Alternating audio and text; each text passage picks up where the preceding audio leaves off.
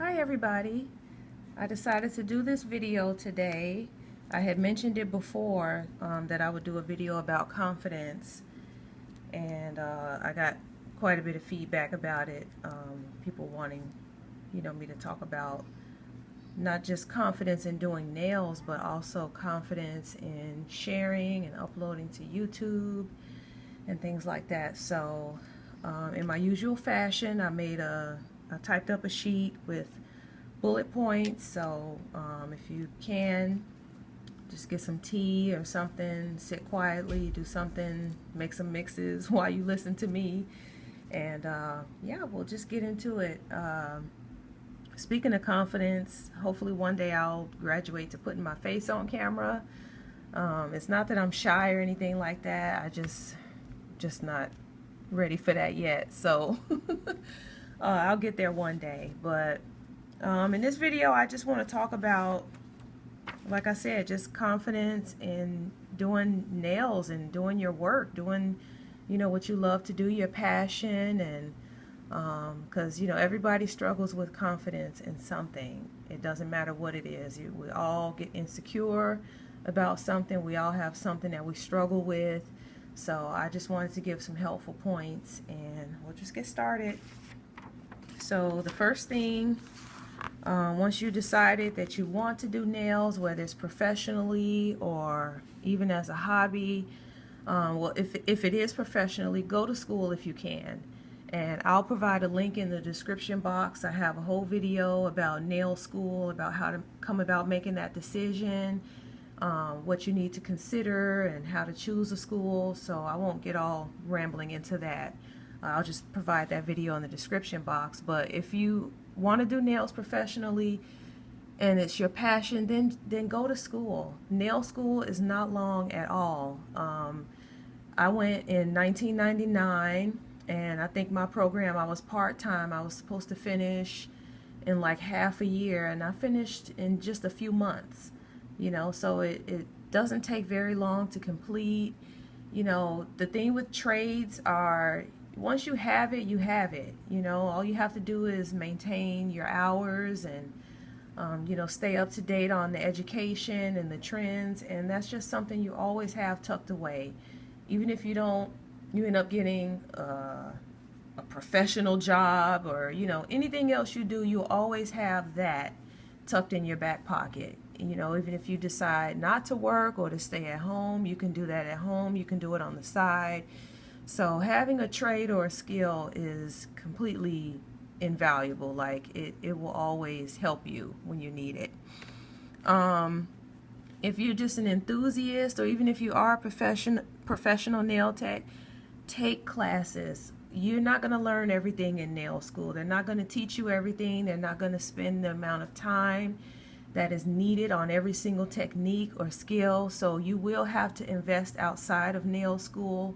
So continue to take classes, go to trade shows, read magazines, look up on the internet, just anywhere you can learn, learn. Instagram is just an explosion of information in the nail community. I follow so many nail people on Instagram, and many of them have their own little thing they specialize in, and sometimes they'll do videos, just little quick mini tutorials. I mean, you can just absorb and learn, and so just fuel your passion. If you're passionate about something, you're going to do whatever it takes to feed that passion. So fuel the passion and practice, practice, practice. The only way you'll get better at anything is to practice. So practice a lot whenever you can. I started liking to do nails when I was a teenager, when I was 14, and I would just spend whole evenings and nights in my room with those little plastic fingers like this and the insertable nails, and I would just do designs all night, and throwing nails away and starting over, and just practice, and don't give up, okay? So that's the first thing. Feed it, fuel it, educate yourself. That's how you keep it alive. The other thing, as we're going to talk about insecurities, is understand that you are going to have good days and bad days. Okay, your creative energy is sporadic. So it comes and goes. You know, some days you'll be practicing and you're doing really good. You've got the flow, you've got this technique. And then some days you're going to do it and it's just not flowing for you. You can't come up with any ideas for designs. I mean, even with glitter, you know, some days I make mixes and I throw them straight in the trash. And I'm like, you know, that was a waste of glitter, but you know, some days you have it and some days you just don't. Just accept that. Don't get discouraged just because you're having a bad day or a bad few days, or just a particular thing isn't working out for you. It just may not be your thing, you know. So just don't get discouraged on that, all right? Then I want to talk about this thing of being a perfectionist. Because to be honest, I think to be a nail tech or to do nails, you have to have a level of perfectionism. Doing nails requires perfectionism because of the detail and the intricacy involved. So don't feel bad if you're hard on yourself, but don't get obsessive because you'll end up being discouraged, okay? So, okay, you're a perfectionist and you're practicing, or you just did a client and it didn't go as well as you wanted. Maybe you didn't file the nails as smoothly, something's still lumpy, your polish is still running all in the cuticles, you know, whatever it is. Like, don't get discouraged because of that. You know, just understand that you appreciate that you want it to be perfect, you know, but don't get so hard on yourself. I say that all the time for me because I know I'm my own worst enemy. I can see every flaw in everything that I do. I'm like, okay, that was crooked. This should have been like this. This could have been more like this, you know, and you just keep that in mind so that you know what to do better next time. But don't get so hard on yourself about it. Like, oh my God, that sucked. This client is never coming back. And, you know, don't do that. People like you and they understand that you're a human being. If they're happy and they're pleased and they know that you did your best, then that's all that matters, okay? So, and then next thing I want to talk about is finding your niche. So understand that you can't and won't master everything. You will naturally gravitate to a particular service or medium, whether that's nail polish, acrylic, nail art, glitter, gel.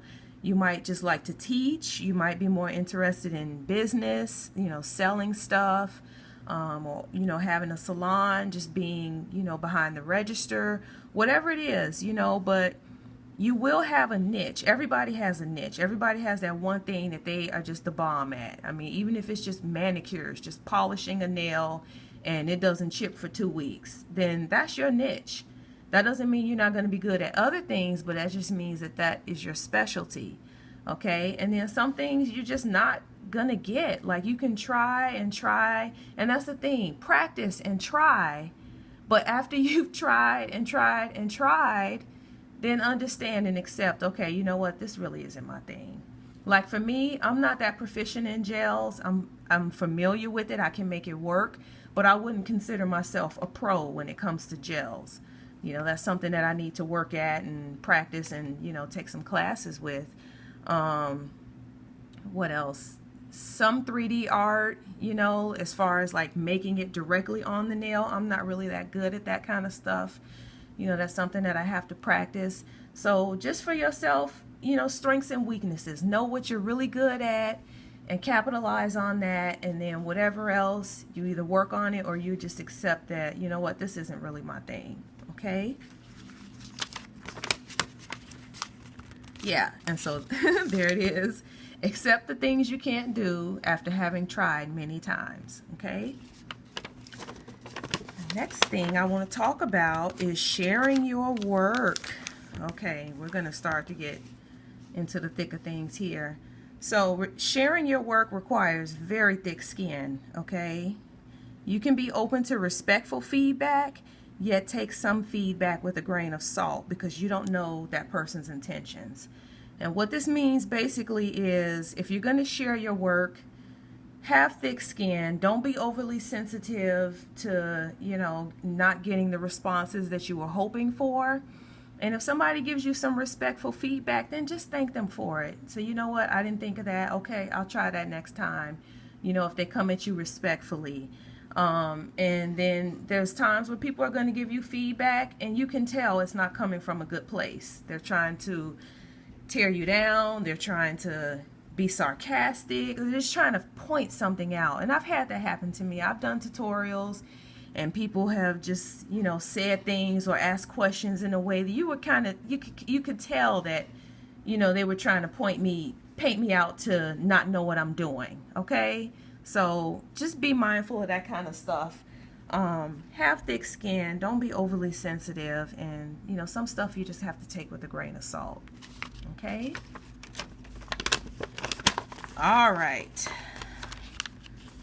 And here's the big one. Dealing with haters and YouTube. Okay? And understand, I'm going to give a real quick disclaimer right here. This is my view and my opinion. However you choose to deal with haters and people on YouTube or the internet, that's your choice, and I applaud you for it. You know, do what works for you. But for me, who cares? Who are they? You know, I mean that. Trolls and inexperienced people that have no work to show for their pickiness, I block and delete them. When I get nasty comments or people being sarcastic, or you should have did this like this, or next time it's really supposed to be done like this, or whatever, you know what? And then I go to their profile and they have no videos, no tutorials, nothing. So it's like, who even are you? You know? And then after that, like, if I feel like it's nasty, I just block and delete. You know, because if you erase them, then they don't exist anymore. You don't have to argue. You don't have to go back and forth. You don't have to curse anybody out, because it only makes you look sensitive and foolish. And if you know you're good, you do great work, you're creative and all of these things, why even give them that? Why even let them see your feathers ruffled? You know, that's my view on it. I would never, I wish I would make a video addressing anybody, you know, like, not even, you're not going to get the energy from me. I will do my best. Now, maybe if you just catch me at my absolute worst, you know, but nobody is ever going to be able to just screenshot and say, you know, here she is being nasty and cursing people out. I don't have time for that. You know, so if you don't like what I'm doing, you don't like something that I did, a technique, you think you can do it better, then go do it better. But if you let me know about it in a nasty way, you're going to get blocked and deleted. I will do you a favor. You'll never have to see my stuff again. I will bless you. Okay? So that's how I view that, you know, because they wouldn't say it to your face. You know, nobody that says this stuff online, they won't come to your face and say it. They're keyboard thugs or experts, you know, and they just want to shake your confidence. Don't let your enemy get to you like that. So, and then the last thing is to be humble. Know your faults and the things you need to work on. We all need work. We all can improve on something. Skills are learned. Okay, you develop skills by investing and learning in the craft. Okay, so be humble. Nobody knows everything. I say it in my own videos. This is how I do it. I'm not saying this is the only way to do it. It might not be perfect. It might not be somebody else's way, but it's how I do it. And if it works for me, it's not harming my client, it's not against the law, it's not, you know, causing any harm, then that's just how I'm going to do it. You know, but we all know the things that we need to work on. Nobody needs to point out, you didn't do this right, you didn't do that right, you should have did this, you forgot about this over here, and blah, blah, blah. Like, who needs that? Okay? So I hope this video was helpful. If you guys have any questions, then please feel free to ask. If you have any other ideas for chit-chat videos, you know, advice or insight or anything, then just let me know. I will do my best to get a video up for you. And again, I hope this video was helpful. Look in the description box for some links to my other chit-chat videos. I call them nail chat. And thanks guys for watching. I appreciate you all. Thank you so much. Bye-bye.